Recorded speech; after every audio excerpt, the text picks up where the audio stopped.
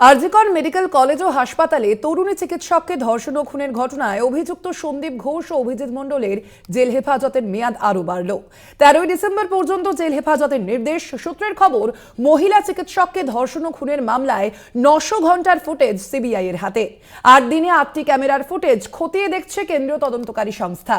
তথ্য প্রমাণ লোপাটের অভিযোগে ডিজিটাল এভিডেন্স হিসেবে এই ফুটেজকে হাতিয়ার সিবিআই এর।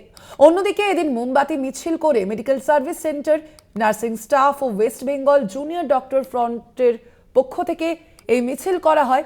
আরজিকর থেকে মিছিল শুরু হয়।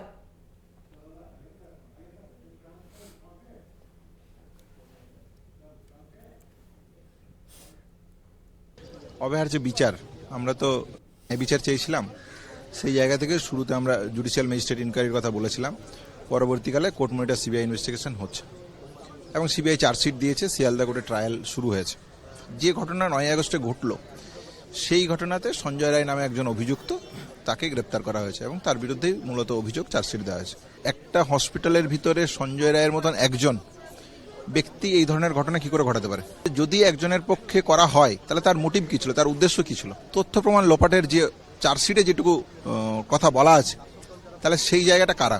সন্দীপ ঘোষ এবং আশিস পান্ডের বিরুদ্ধে যে অভিযোগ, সেখানে তাদেরকে, যেহেতু তারা সরকারি চাকরি, স্টেট গভর্নমেন্টের পক্ষ থেকে ক্লিয়ারেন্স প্রয়োজন। আমরা দেখছি সেখানেও গড়িমসি হচ্ছে। কেন হবে?